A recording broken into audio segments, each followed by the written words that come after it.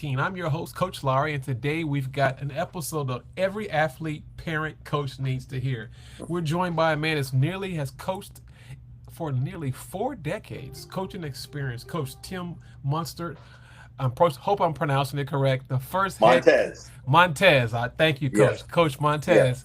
He's the first head coach of Ottawa University in Arizona for their Yes. baseball history. He's architected the program. It's a brand new program, nationally respected because he has been around for 4 decades. Now, listen to me, guys. Since 2017, Coach Monarch has led the Ottawa University in Arizona to a NCCAA World Series, won a GSAC East Coast Division, also the coach of the year in the past season, guided his team to a recorded 35 and 19 record, right, Coach? 35 and 19, and their first NAIA ever in history opening round regional berth. So I'm very happy to say that he's coached over 38 years, including 25 in the Division One level.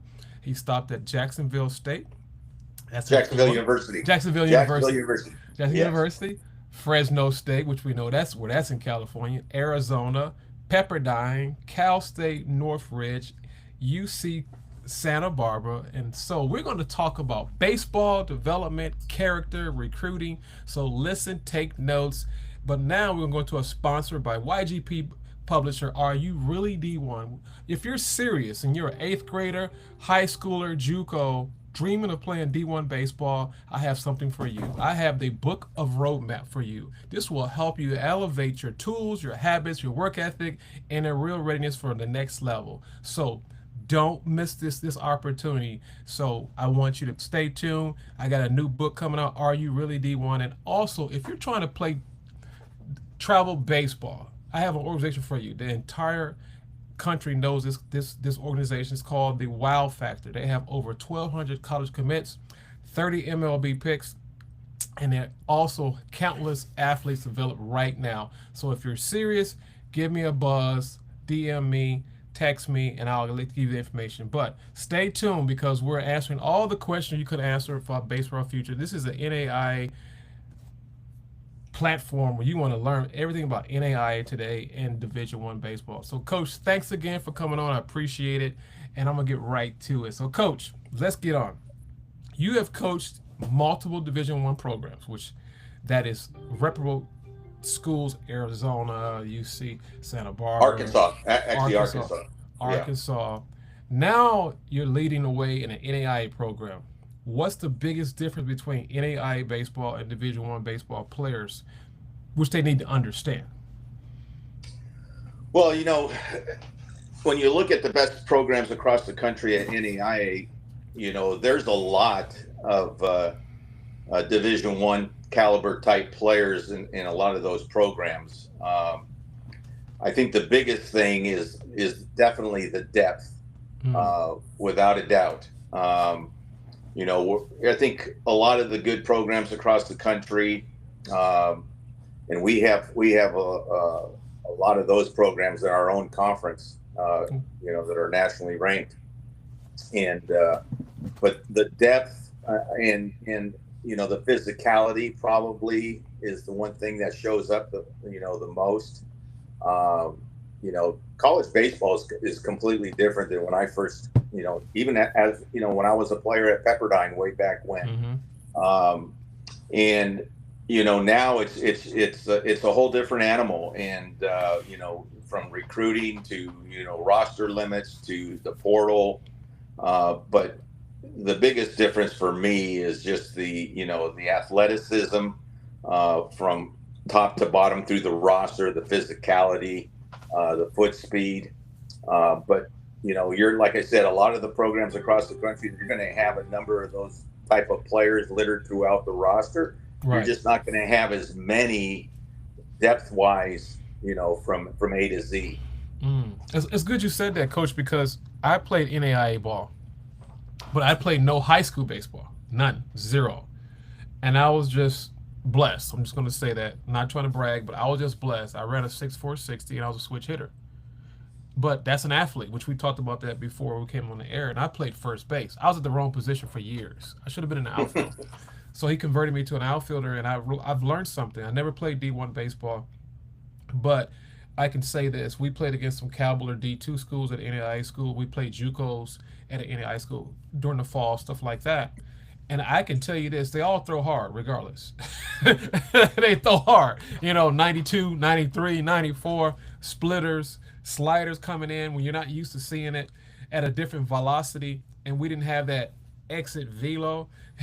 We didn't do all Yeah. that stuff.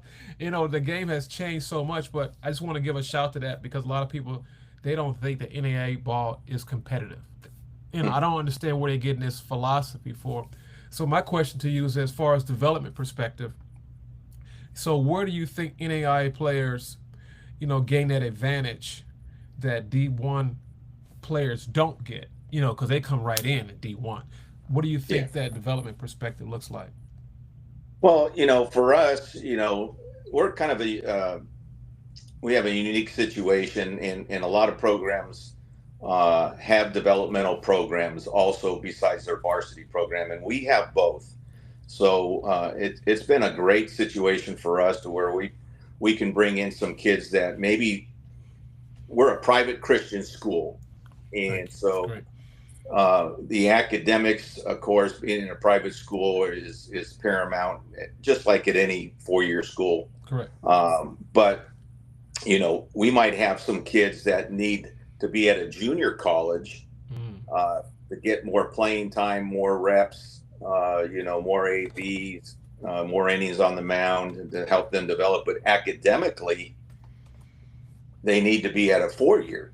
And so that's why we started our developmental program about 5, 6 years ago. okay. Um, and so we have kind of the best of the both worlds. They can come in, they're in a 4-year school, they're in the right academic environment.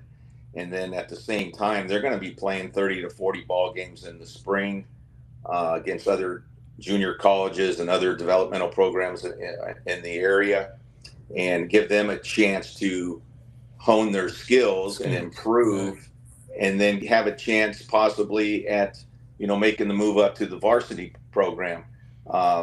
NEIA ball is as competitive at any level there is. I mean, if it's all about the right fit, coach. I mean, Right. I think that's where parents and players Yes. kind of go astray. It's about the right fit. When I was at Jacksonville University in Florida for 11 years, Mm-hmm. uh, we're recruiting against Florida, Florida State, Miami, Right. Right. you name it. Mm-hmm. And of course, you get kids that come in and want to, they want to be a Gator or they want to be a Seminole. And Right. hey, I I get get it it. I do. 100%. But at the end of the day, I remember used to tell them, hey, you can be a big fish in a smaller pond or a small fish in a bigger pond. That's right. And then but it's about the right fit. And I Mm, think at the NAI level, you're going to compete. We're blessed because our school is built right across from the Royals Rangers Spring Training Complex. So our guys are playing and practicing and competing at a major league complex across the street from the school. wow. When we have scout day, we're blessed to have anywhere from, maybe 8 scouts to we've had as close to 18 scouts at our scout day over the years, and that's pretty cool for the players, Yes. especially at the NAIA level. Yes. It is. We're not Arizona State, and we're not Arizona or Grand Canyon. I mean, Right. Right. and we get it. But I'll tell you what, the teams in our conference, Hope, Arizona Christian, Masters, Wow. you name it, Hope. they all have quality players, and a lot of those players could compete at the Division I level. Mm, But I think at the NAI level, you're going to get a good quality education, and you're going to compete at the highest level. And at the end of the day, it's about the right fit and where you're going to chance to get a great education and at the same time compete at a high level of college baseball. wow, Coach, you gave a whole mouthful. I actually like it because I talk about that in my new book coming out. The name of the book is Are you really D1? That's the name of the book. Are you really D1? Because you know how people, you know the deal, Coach. Yeah. You know, Oh, you've been yeah. around longer than me. Yeah. You know the deal. Everyone thinks they're D1 material, and it's interesting you talked about that because I got a little testimony based on what you just said. You talked about how the development is so important. You talked about go where it's a good fit. I'm paraphrasing it. Go where it is a good fit. Hmm.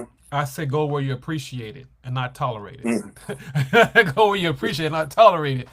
And I said that because I have several guys, which you know I'm in Florida, because you know how Florida Yeah. is, you know. Yeah. And there's a lot of celebrities that live in this area that I've coached. And the celebrity's not the issue. Well, older, then they played Major League Baseball. But their kids, they just live. There's nothing wrong with shooting for the stars, you know? But in the same token, the game has changed so much. And ever since we had COVID, everything is backed up because of the transfer of portal. You lost a year, you gain a year. It's been a mess. But I was telling this kid that I went to NAIA school and I went to a JUCO. Oh, coach, I ain't going there. I ain't going there. And guess what happened, coach? I give you one guess. They went D1. They went D1 one year, and guess what they did the second year? everything Oh that yeah.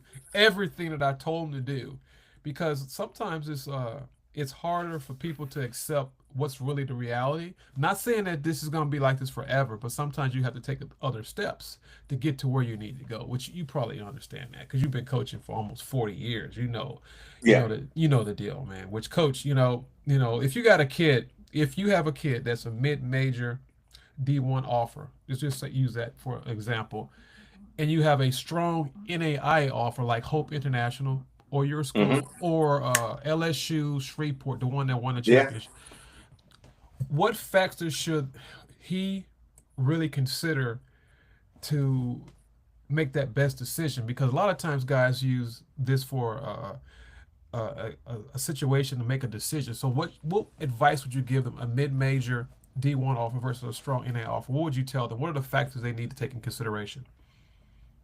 Well, it's different for everybody, Coach. You know, I don't think you can kind of pigeonhole, anybody in a certain box. Okay, Um, I think that you want to have the opportunity to play. I mean, that's the that's the bottom number line. one thing. You're Right. you're you're not going to a school to sit on the bench, Bench. Come on. Yes. and if you really love baseball and you really like to compete, then find the right place where you're going to have a chance to compete right away. Right. Uh, but the biggest thing is also, where are you going to fit in academically? You know, um, and you have to, because when you go to when you make a decision on a college, it's not just a 4 year decision. It's a 40 year decision. Because I mean, you might meet, you might meet your future wife, Right. Right. Right. at this particular university. You're going to make lasting relationships, Correct. friendships. Correct. But I think the biggest thing is you really need to take a look. You know, if you get caught up in the D1, or D2 or NAIA, I'm going to tell you this: after 25 years of coaching at the Division 1 level, it took me 3 or 4 years to realize, first 3 or 4 years to realize this is a pretty stinking competitive level that NAIA baseball is. And you look at a team like, Georgia Gwinnett and, Right. Right. LSU Shreveport, Right. and Right. we played Georgia Gwinnett, They're pretty good. couple of years ago. Um, Actually, last year we played them, and we went up there to play them. And Reinhardt was another nationally ranked program. Right. Um, even at the NAI level, like at Georgia Gwinnett, they don't recruit high school players at all, They if don't. any. I think they, and their head coach Jeremy is a dear friend of mine, but they're heavily. They might have a few top high school recruits on their roster, but they're mostly transfer and portal guys. Oh, okay. And And so a lot of those programs also, even at the NAI level, are older players. Okay. And Okay. so you really have to do your homework as a parent and the student athlete, and say, where am I going to fit in the best in the big picture? And where am I going to have a chance to compete right away? Okay. And also, where am I going to be able to develop my skill set? Right. If you get caught up in the name or the level or whatever it may be, Right. a lot of times you're going to get blinded by that, and then once you get there, you're going to find Right. out, well, Right. man, what did I, What I get where am I myself at into. here? Right. Yeah. Right. Right, Coach. And it's something else that, back when we played, it's something that they don't talk about a lot is redshirting. I've noticed that. You don't hear redshirt at any level of basketball, baseball. You don't hear it because of transfer portal. Do you think that that kind of like been put to the side because like some guys may fit your program? Let's use this for example. They may fit your program, but you don't have enough spots, but you want to keep them because you don't have the funds or whatever the case may be. It's a good fit for him and for you. It's just the timing, and he needs a little more time. Do you think that's a bad thing as far as redshirt? Because I don't hear much about redshirt anymore. What do you think about that? Well, at our level, I mean, we have you at the NAA level, you have 10 semesters to play your 4 years. Okay. It just Okay. depends when your clock starts. Okay. So, if redshirting the first year is the right situation for you, uh, then understand that going in. Okay. You know, Okay. I got you. Okay. understand that going in. So your mindset is, hey, I'm here. I'm going to develop this next full year. I'm going to be the best team player. I got I'm you. going to keep working while I wait. And and that's half the battle to becoming a good teammate is Yeah. is to keep working while your opportunity comes. Correct. And so just understand where you're at in your own development process and skill set. But sometimes that's hard for the young student athlete to come to realization, Yes. or even for mom and dad. Yes. Uh, Everybody wants to say I got a full ride. I Right. used to hear that. I used to hear that all the time. I'm like, I think one of the only guys I ever gave a full ride to. There's only a handful Very when I few. was at the D1 level, and back in those days, it might have been Cliff Lee at Arkansas or a Matt Garza at Fresno State or somebody like that. But it's just. But now with D1's going, where they have, I think, what is it, 32 full rides now Yes. or whatever it may be, and Mm-hmm. but again, it's I keep circling back around to it.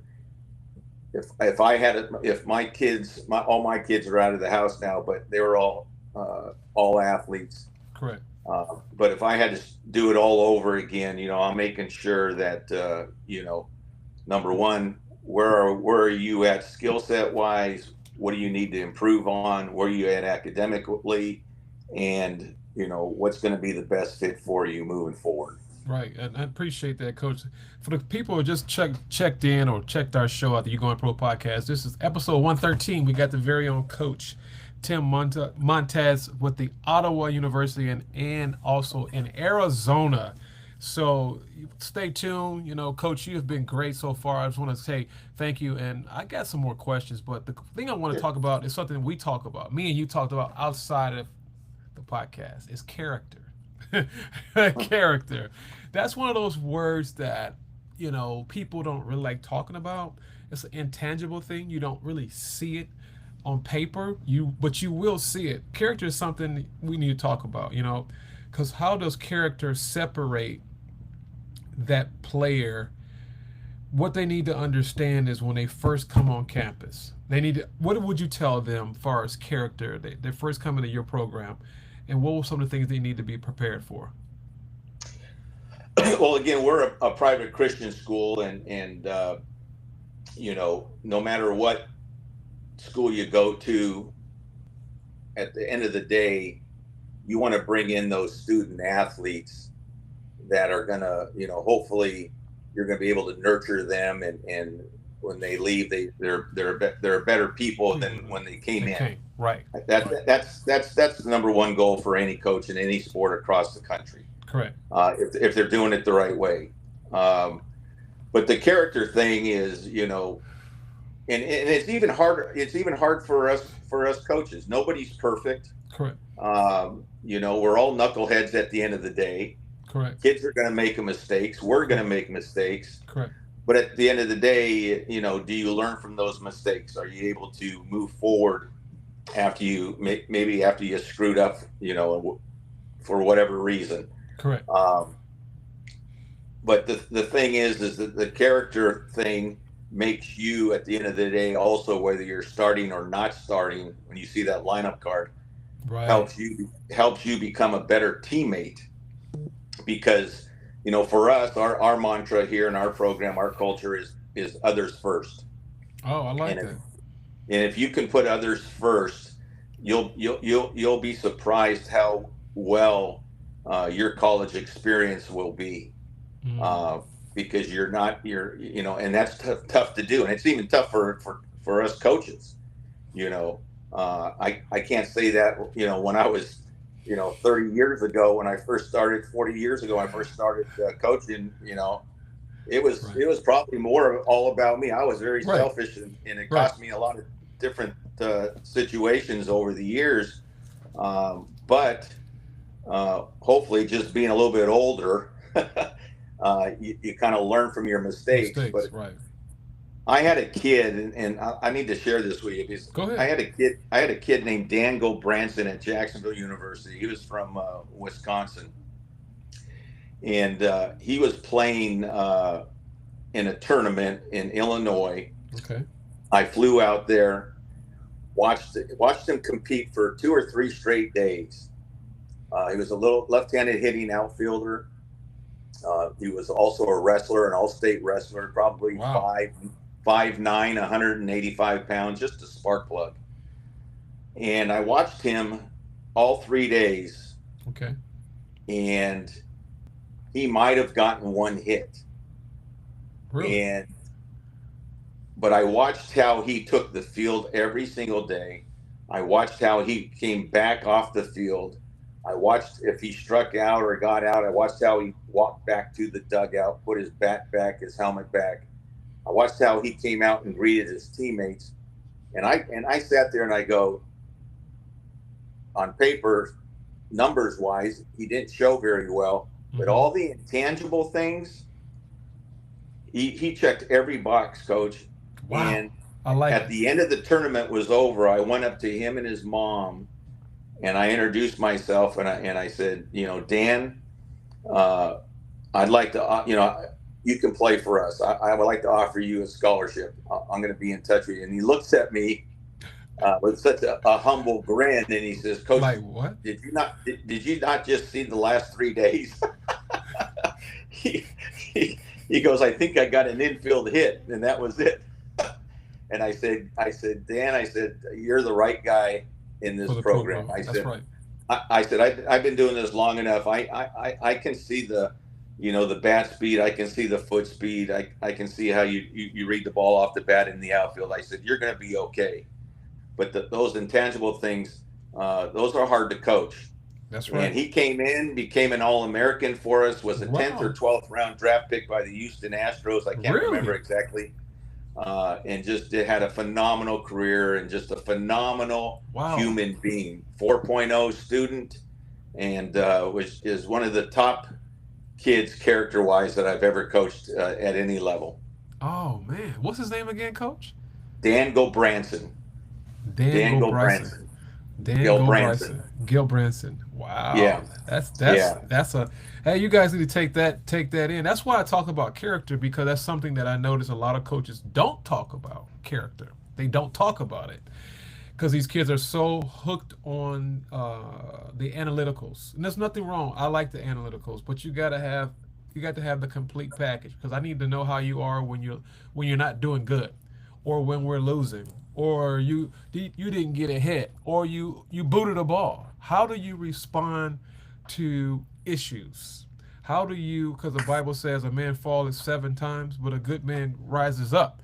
I want to know when are you going to get up, and that's what I'm talking about because coaching. A lot of kids think because I didn't hit a home run, I didn't hit that, I didn't get the home game winning hit, but there's something that I'm teaching my players now. I said, let me explain something to you. Everything has to have an approach. Everything, even in life, you got to have an approach. And I said, when you're at the plate, did you have a quality at bat? That's all I want to know. Did you have a quality at bat? I didn't say the hit. I didn't. I understand we're talking about stats, but I'm not talking about stats now. And that's something I put that in my repertoire, my coaching now, because kids get so wrapped up. Mm. I was 1 for 3. I said, but it was an infield boot. It was almost a boot. It was a hit, yeah, but it wasn't a. So I said, was it a quality at bat? Yeah, coach, it was okay, but I didn't get on base. I said, you don't understand it. So that goes back to what you're talking about. And for the Yeah. kids that are listening and the parents that are listening, they can understand it. Well, he went 1 for 12, but guess what? Out of those 12 at bats, he had 5 solid. He got barrel on the ball, really Yeah. good. He just didn't get on Yeah. base. And Well, how he go ahead. and that's the thing that the young people.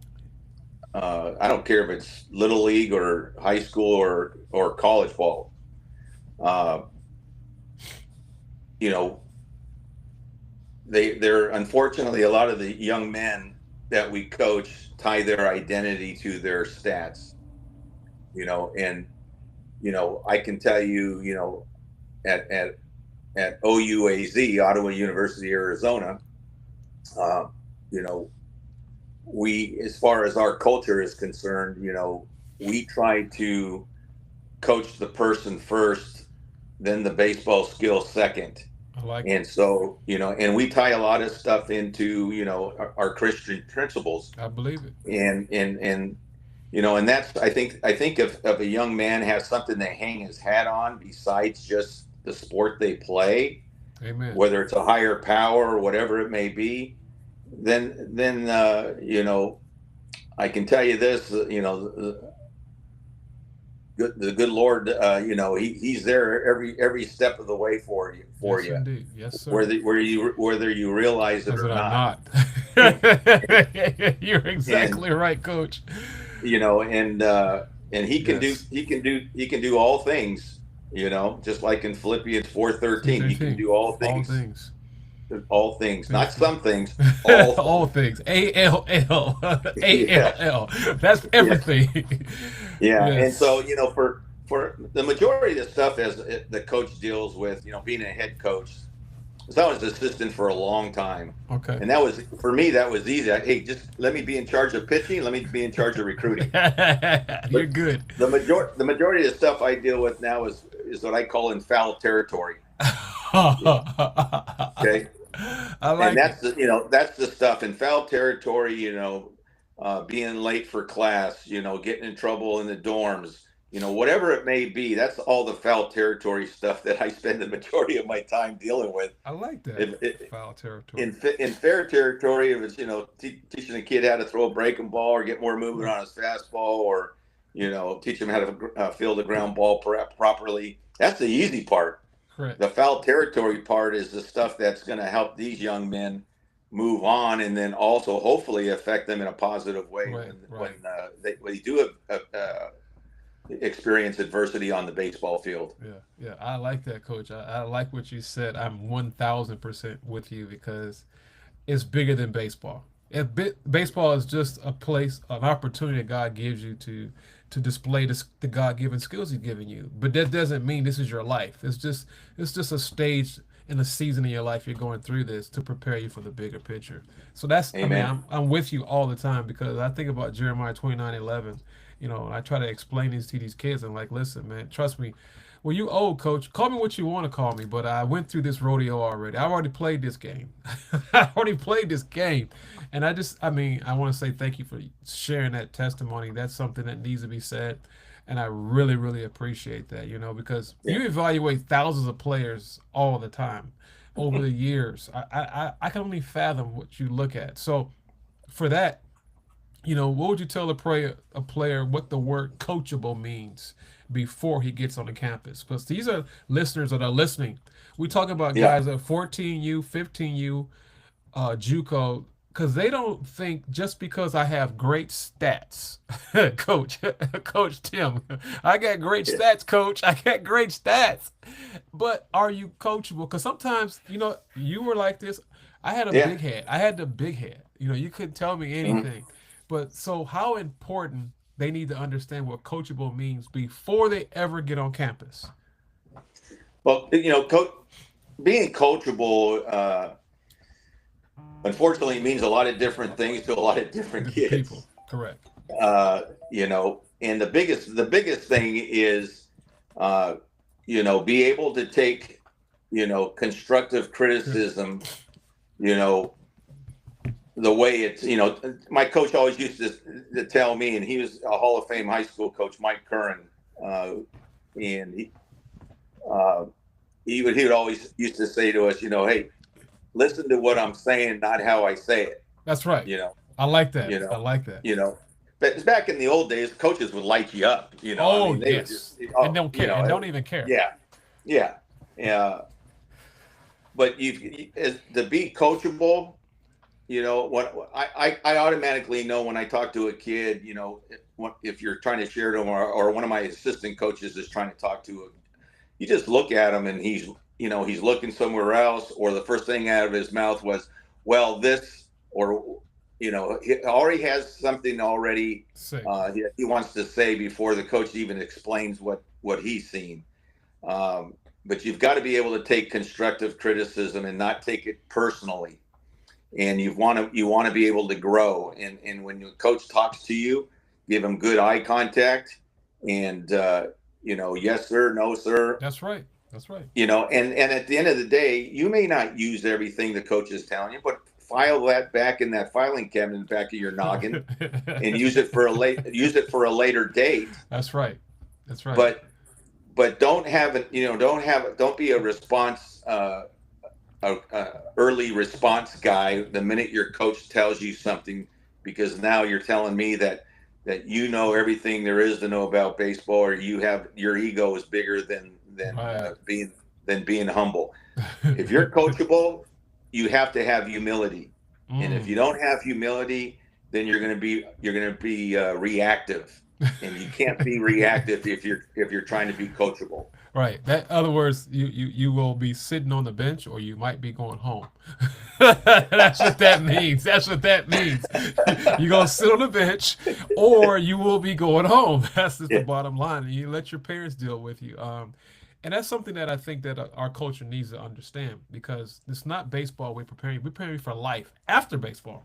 So when you go to your job after you get your degree, and they say, well, hey, Tim, you supposed to be here at 5 in the morning. Well, coach, well, Mr. Jones, I got here at 5:05. No, no, no, no, no. We start work at 5, not 5:05.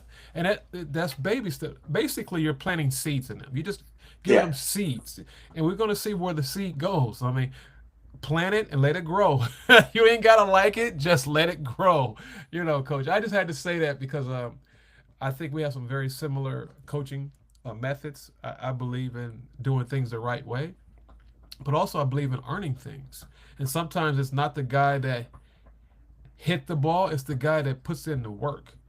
And he's coachable, and he's a team player, and he's respectful.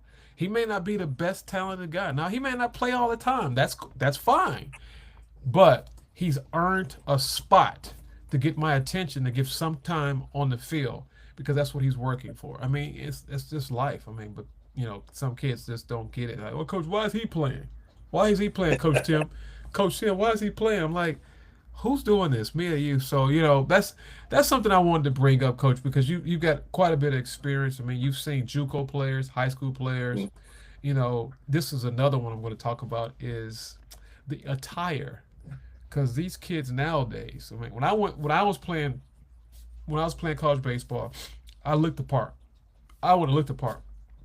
No matter how my game looks pregame, IO started, I looked the part. But these kids now, high school and JUCO players, they showed up at the games with Crocs, slides, shorts, hoodies.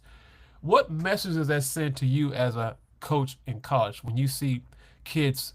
I mean, we're talking Crocs. I'm gonna repeat that word because people don't like saying that word. Crocs, slides, hoodies, and then they dragging their feet.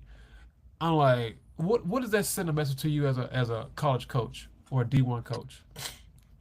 Well, for me, I mean, I wouldn't be let out the front door back when I was growing up. My old man would have kicked my rear end. He was one old stubborn old Mexican father, man, and I'll tell you what. But and it's funny you brought that up because I just addressed that probably a week ago in our Really? team building session. Uh, is I told the guys, I said, we have a thing on Wednesdays called Spirit Life where the whole school gets together for convocation on Wednesdays at 10 a.m. I like it. And I try to have our guys, you know, uh, dress in the same team polo because they all sit in the same spot Section. every time, every section during every Spirit Life every Wednesday. Okay. And I told them, I said, guys, why do you think I have you do that? I said, because everybody knows you're a baseball player. I said, but if you walk in and you got your hoodie on over your head and you got your pajama bottoms on and you got your sandals on, I said, you have every opportunity you have a chance to make an impression, to those around you. I Correct. said, you're not going to show up for a job interview like that. No. If you can't put your phone down for 1 hour Come on. Come on. and give that guest speaker who's speaking or talking at Spirit Life the attention he deserves, Correct. then you're representing our program in a negative way, and that's something that's going to reflect not only on our program but more importantly on yourself. So correct. So I've kind of loosened up over the years. I mean, the one thing I don't allow is it's probably the old school in me, and every coach is different. But I just tell the guys, I said, hey guys, if we have a team meeting, hey, you know what? It's casual dress. If you're a guy that wears an earring, I don't mind you having an earring in on the team. But when we get to the baseball field, or you're in the weight room in Coach Hernandez's domain, I said, the earrings are off.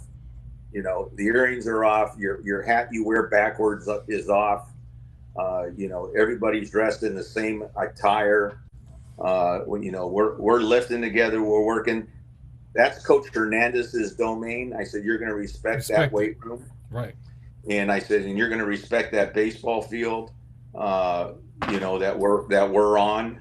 I said, but hey, if we're at a team function at my house, or we're having Bible study at my house, or we're having a team meal at my house, or we're at in a team meeting, hey, be yourselves. Be yourselves. Everybody is, I want you guys to relax. I want you to be yourselves around each other. But for me, there's a few situations where I think you still have to respect, and every coach is different. Different. And that's great. I'm not saying there's a right way or a wrong way. That's just the way that I was brought up and the way that I try to run our program. It's like the kid. It drives me nuts. I tell our players this all the time. Hey, if it's a 2:00 game and the sun's out and it's bright and you got your sunglasses on your cap, because you never know when you're going to be able to. You're going to need them during the course of the game. But if it's a night game, why do you have your glasses on top of your cap? Because it looks cool. Right. It drives me nuts. Yeah. Or you're more concerned about how your batting gloves hang out Right. the back of your back pocket. Back pocket. Right. Little stuff like that matters. Right. It does. And then when you go into a job interview and you get out of here and you get your degree, That's you're only going to have one chance to make an impression in front of that future employer. That's right. So hopefully some of those things that we are sticklers for carries over and helps them down the road at the end of the day. Well, Coach, you said it so good. I mean, because it's only one impression, the first impression, because they're gonna remember that. That's who you really are. And I'm pretty much with you for the most part. I agree with a lot of stuff you said. And I coach as well. It's one of my biggest pet peeves is Crocs. I can't stand them. I can't stand them. I don't like them. I don't want to see them. It just bothers me. And but all of them want to go D1 baseball. I'm like, and then on top of that, coach, they drag their feet. That bothers me. Pick up your feet. I don't want to hear you walking. So that's just, we all as coaches, coaches are leaders, and we're trying to lead men the right way. And it may not be the right way for you, but it's the way we are going to do it here. This just like Yeah, you respect your surroundings, who you're around, And I don't have another rule I have is no cursing. There's no cursing yeah, under no circumstance. There's never any cursing. I don't care if no, there's no we're cursing. I we're the don't like same that. way. I don't We're the like same that. way. And people says, well, you act like you're in church. Well, it's going to be church. It's not going to be cursing. There's no exceptions to the rules because I'm trying to send a message to them to communicate with anger. You have to learn how to control your mouth. Just control it. If I told you you had an opportunity to meet one of your favorite baseball players, let's use that for example, but the goal was this: there's no cursing and no Crocs. I guarantee you they won't have Crocs and they're gonna watch their mouth. So it's selective memory or selective behavior. We do that because we're trying to do whatever for whatever reason. But that's just something I want to throw out there, Coach. I'm getting ready to wrap it up, but you're doing such a great job. I mean, I really want to say this. Thank you again. I got some more questions, but you've hit some great points for people that are listening. I'm going to have all kinds of people asking me questions. Well, I like that guy. Where is he at? He's in Arizona, by the way. It's Ottawa University for the people just coming on. It's Ottawa University. Coach Ottawa Tim, University, Arizona. you got And that our part. other our other campus is Ottawa, Kansas. Okay. So the school's been around for 160 plus years. We're just going into our ninth year at this new campus. Right. I'm glad you said that. We could needed that because a lot of people like I heard of Ottawa because when I looked it up, this is years ago. It said Kansas comes up, so I had to Yeah, go back into it and type it up and then put Arizona at the yeah. end of it. So with that being said, this is for the parents. What do parents need to do? Start doing, or what is the best way you can prepare? They can prepare their sons for college baseball, not the normal stuff they do, like not showcases, not going to all these million tryouts, because a lot of times we play travel ball, we do that. So what else can you tell them to help them prepare their son for college baseball, Coach, from your experience? Well, I mean, it's just like anything else. You know, maybe the old school way. And I remember I went through this back in my high school days. Because I was a two sport kid, football, baseball, and I almost signed, Division I as a quarterback. Oh, But then I decided, I remember my parents saying, okay, well, what's the positives? What's the negatives? Write it down. My high school coach, Mike Kern, who I mentioned earlier, was a big impression on me as far as, understanding where my strengths were and having me, understand what I really what opportunities going to give me the best to yes, succeed at. right, And it wasn't just baseball or football wise, but it was environment wise, academically, and everything else, proximity to home, and all that stuff. So I would tell the parents, number one, you know is he looking for a big school or a small school or a medium sized school? For me, when it came down to UCLA and Pepperdine for baseball, okay. uh, when I went on my visit to UCLA, I was like, man, this place is huge. How am I going to remember where my class is at? Uh, I'm thinking, I'm going to need a car to get around and everything else. And then I went to Pepperdine. I'm like, man, I can see the ocean from home plate. I'm going to go to school in Malibu. Right, right, And it was a smaller school. It was only like 3,000 students. And being a product of the private school, I went to private grade school, private high school. okay, And so Pepperdine matched what my upbringing was, and I felt good, more comfortable. okay, Some kids want to go to a school, where they have a big time football program, or a yeah, big time yeah, basketball program. They want to have that experience. Some kids are academic type scholars, maybe engineering majors, Yeah. what school is going to, be, have that for you. Or maybe you're just an average student, what school is going to match you academically.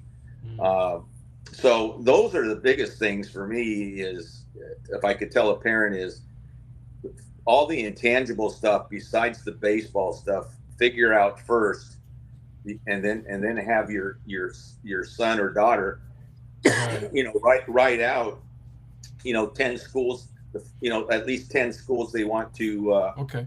look at, and then look at them realistically once they got the list. Because I used to do this as a high school coach. I'd have my seniors, they'd have USC, UCLA, Stanford, and I'm like, this list should be all junior colleges. So you have to kind of be, not that you don't want to, dash that dream away, but you Right. also have to, we talked earlier about being realistic where your skill set is, but Right. all the intangible stuff I would tell the parents to knock out first before Correct. you address the baseball stuff. Yeah. Coach, it's good you said that. This is another question that's not on my question, but I just thought of this while you were talking.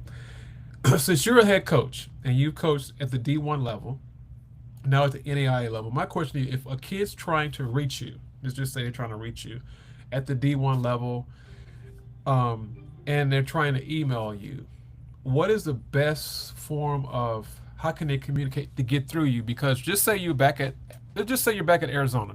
I'm sorry, yeah, Arizona. Arkansas. I'm sorry, Arkansas. I keep saying Arizona. Yeah. Arkansas. Just say you're at the University of Arkansas and you are the recruiting coach, and they're trying to reach you. What is the best format or way they should, should be a good header when they, how should they head it? How should they email you? What's going to get your attention when you got millions of other people contacting you? And how many times should they contact you? Well, the one thing is, I would say put down what you do best right away. Okay. Hey, I'm a 6'5" runner. Oh, okay. Okay. Or, I'm 92 across the diamond, Okay. Okay. or Okay. something that's gonna, the skill set that's important to the college coaches, In the your header. foot speed. In the header, Yeah, right? in the header, your GPA. Hey, I'm Okay. a 3.9, you know, Okay. um, and then make it short and sweet. Short. Okay. Yes, I don't, I can't tell you how many emails I get where it starts off, I've been playing baseball since I was 5 years old, da, da, da. And I respect that. Right. And, but the other thing is make sure it's a personal email and not just a form letter that you send out, because I can't tell you how many emails I've gotten with somebody else's program mentioned in the email because they didn't go back and cross check it before they sent it out. Okay. They might have my name correct, but hey, then they have, Benedictine University. Right. Right. Right. Right. Right. I Right. want to play for Benedictine. Well, I'm not a Benedictine. You got my name right, but I'm not. So double check, if it's and I try to get back to every kid that personally emails me. Okay. I don't, Okay. that's something that's been important to me my whole recruiting career. But the amount that if I can't, then I send them off to my assistant coaches to make sure that somebody Okay. responds. Okay. But I would say, have video of what you do best. If it's, I like cage work, Mm. uh, Cage work. BP work before game film, because a lot of times you get this game film and the camera's so far away you can't Right. You can't see it. arm Right. Right. you can't see Right. arm action, or is he Right. staying inside Right. the ball, or Correct. You can't or see it. how he's approaching a ground ball. It's so I like individual practice work in Right. the videos than just game, Game. where a guy's, Right. high fiving his teammates coming around the bases or whatever it may be. Coach. And it's all good, but I just like it short and to the Sweet. point with the Mhm. video and what your grades are, and then boom, Okay. here we go. Okay. So, coach, if I'm trying to go to your school and you're a D1, just use that for example. Yeah. And how many times should I correspond or follow up with you? That's the Yeah, question. I mean, That's another part of the question. Yeah, I mean, once you send it out, I'd probably give it maybe a couple weeks Okay. Okay. and just say, Coach, I'm circling back around, Okay. and just say it that way, I'm circling back around, just want to see if you have any interest, and so Okay. forth and so I on. got you. I got you. And Okay. then if a coach doesn't respond by the second time, You know. You know. yeah, you kind of know, you Yeah, know. yeah, yeah. You kind Um, of know. That's good. I mean, I just wanted to ask that question because I talk about that in my book and everything you're going over. It just kind of gives them a little more fine tune. So they're hearing it from you, a coach, a college coach, coach D1 ball, coach NAIA ball. So you will have the concept or know exactly what it's going to take. Because a lot of times, like you said, they got these emails and like, what is this mess? This is, come on, But you said it. I couldn't do it any better, but I wanted to make sure that you clarified it, and every coach is different. For the listeners to listen, for the people, the parents, and the players, remember every coach is different, but that's basic a format. He just giving you how to email a coach, and don't email them 20 times. Please don't email them. You won't never get a response. You'll never get a response 20 times. But anyway, coach, I appreciate you giving us input on that because which leads me to the parent. I got another couple more questions about the parents. How can parents support the recruiting process without being? Wait a minute. You know where I'm going, Coach. yeah, without yeah, being, without being overly involved. correct in the opportunity for the kid. Right. What do you say about that? The parents. I think the parents they the ones that kind of and it's funny because uh, I'll have parents that have actually played before. Maybe they played a high school sport or they were a college athlete. They kind of get it. If as far as the recruiting parts going on, it's funny. And then you'll have parents that this is their first rodeo and they don't know exactly how involved they need to be. It's an education process for the parent. Okay. The majority of the parents, they need to be educated too. Okay. We talked about off, before we got started, about, different recruiting agencies Correct. and, what's really a money maker or who has the student athlete, Correct. uh, in mind first. Correct. Uh, but if you can find somebody like that, one of my former players, Alex Swenson, he's out of Jacksonville. I had him at JU. I think the name of his company is Premier Athletes, I believe. But Alex was a recruited walk-on at Mm. Jacksonville, and he caught bullpens for 2 straight years. Did Wow. not complain. Did not complain. He was a recruited walk-on, great student, 5'8" on a good day. Uh, On a good day. on a good day, but the most humble, hardworking young man ever. And by the time he was a junior and senior, this is no lie, Coach. His junior year, he caught all 56 ball games. What? Yes, his Mm. senior year, he caught 55 out of 56. He was team captain and got us to a regional at JU. Are you kidding And me? now he runs his own recruiting service out of Jacksonville. And for me, he's somebody that's been through it, and I trust him. Mm. And if a parent can find somebody like Like that, that?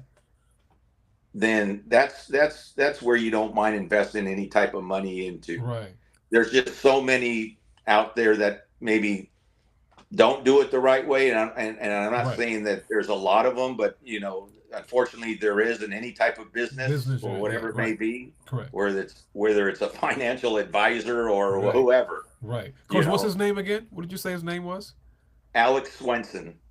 Alex. S Yeah, Swenson, Alex Swenson, and he's still out of Jacksonville, Florida. But yeah, he's somebody that can be honest with the parents and educate the parents, because that's what he does first, is educate the parents before the student athlete. Okay, I've seen that guy And, before. I know who he is. yes, I know who he yes, is. Coach, does that yes, look like yes. him? That is him. That's him. That's Alex.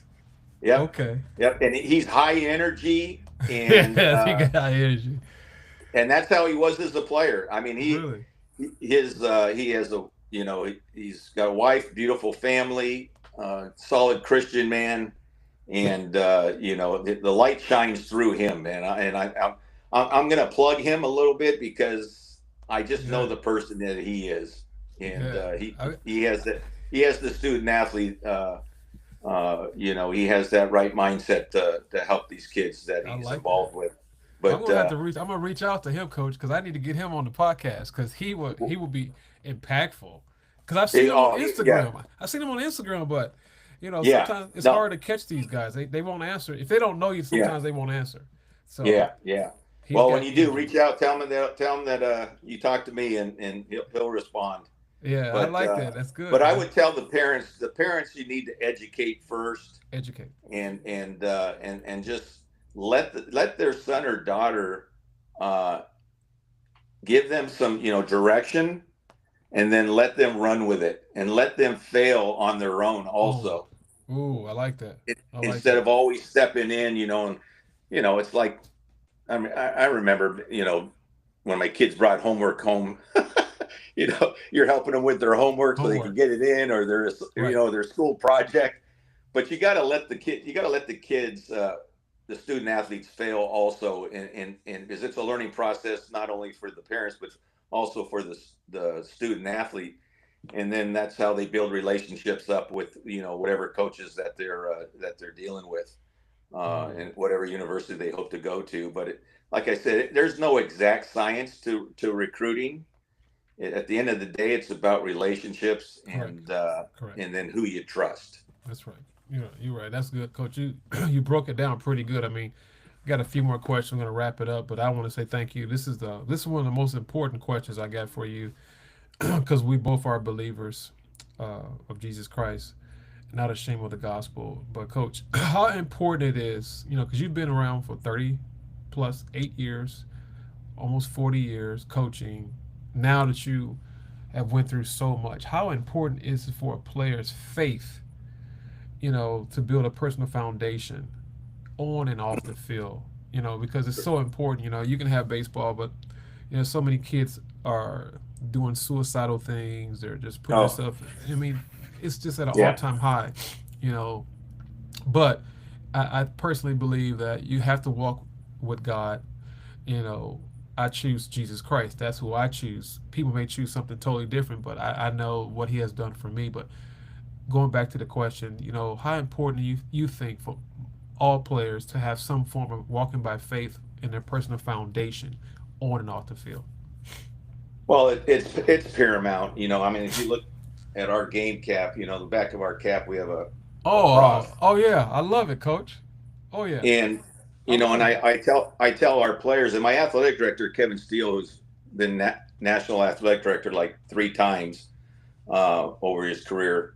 He I asked him about what he thought about me putting the cross in the back of our cap, and he just says, Coach, he goes, I like it, but understand something and you better make sure your players understand this, that once you do that, Hmm. they have to understand they're going to be held to a higher Higher. standard, That's right. higher standard.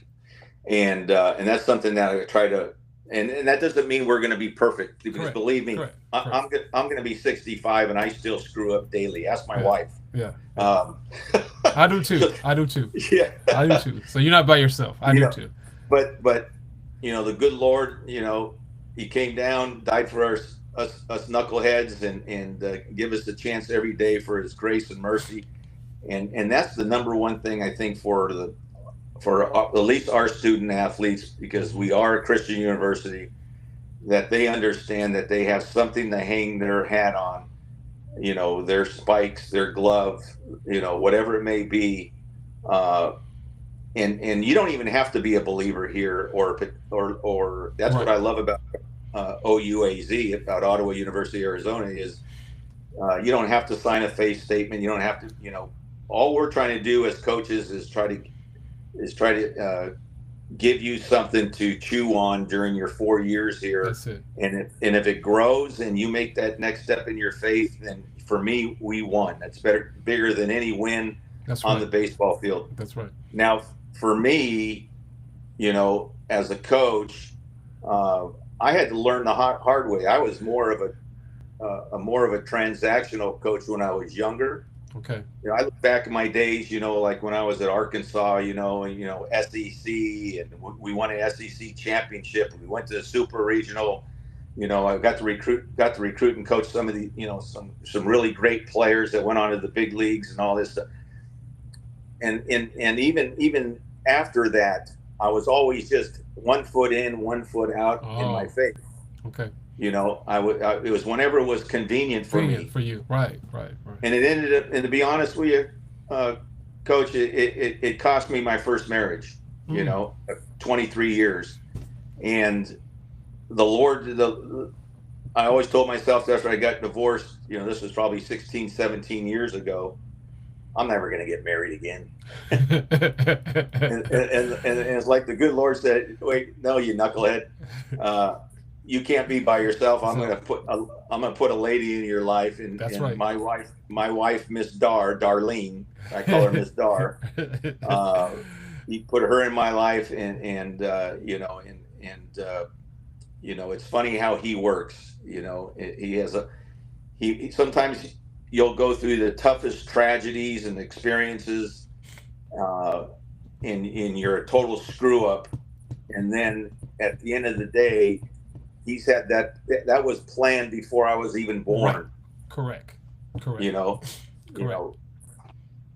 And that is something that I think if our young student athletes understand that there's a higher power. Correct. And that their future is already planned out for them. That God knows every hair on our head. And that's right. And he knows what he has planned for you now. Is it all going to be roses? No. Believe me. But if you're all in, and there's going to be times where the enemy's going to try to get you sidetracked, because that's just part of life. That's part of life. That's part of being a Christian. Then that's just part of the journey, and we all go through different seasons. But I think if our young people can learn to put away their cell phone for a little bit and pick up the Bible, pick up the Word, just spend 5-10 minutes in the Word, read a devotional. That's right. I just think that they're going to see a big transformation in their lives, throughout their lives, especially when they become parents themselves and have kids themselves. So Coach, that's good. I think that is is paramount, and I couldn't honestly say that 15, 20 years ago, but I can now, and for me it's still a process. And some of my best friends, some of my closest friends here are Christian coaches, and those are the people I can rely on or call on and say, hey, I need you to pray for me, man. I'm going through a tough time right now, and it's a neat group to have other men that believe in the Lord around you, because it just there's the Lord made us not to be alone. That's He right. made us to have relationships. That's right. That's right, man. That's good, powerful word right there, man. You almost was preaching, but I receive it. I love it. So I mean, you get the Holy Spirit's jumping on me. So I love it, man. This is very good. I mean, I appreciate everything you've said. And this episode is for the YouGoin'Pro podcast, brought to you by YGP Publisher, creator of my book, Are You Really D1? If you're serious about playing D1 baseball or even any kind of baseball, reach out to me. We can help you get that guide, that potential to get where you need to be. This is a calling for all serious baseball players.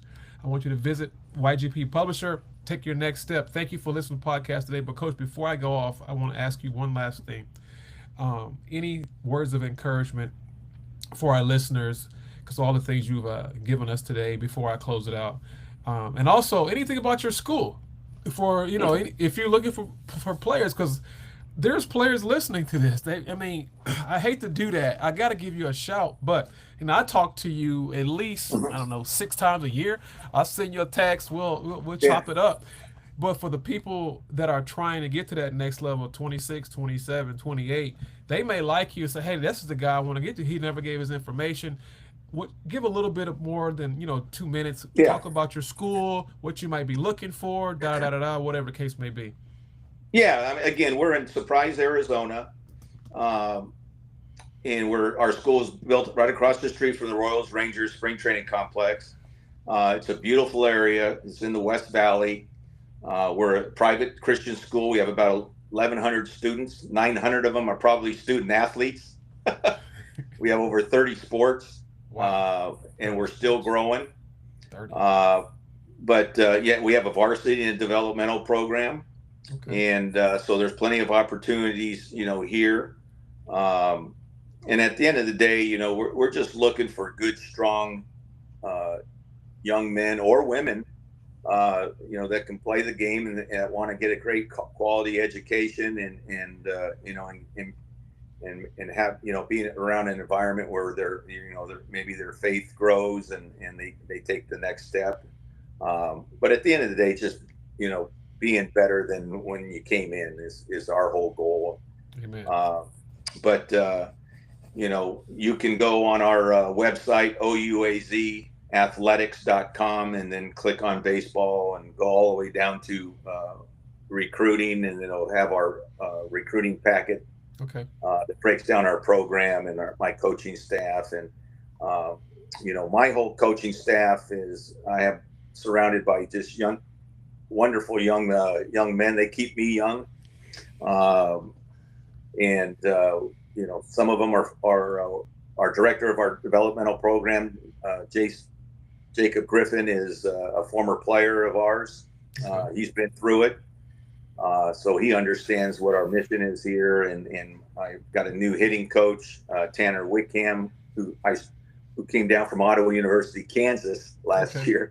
He's Okay. with us now, so we flipped him, and he's doing a great job for us in his first year as our recruiting coordinator and our hitting coach. And I've had coaches with me now for 4, 5, 6 years. Good. Artie Cox, our pitching coach, and Orlando Rodriguez, our infield coach, my GAs, Kyle Coburn, and we've got a couple new ones that we just hired, and we have quite a few volunteer coaches. But at the end of the day, they're all good Christian men, and they're ready to pour into the student athletes.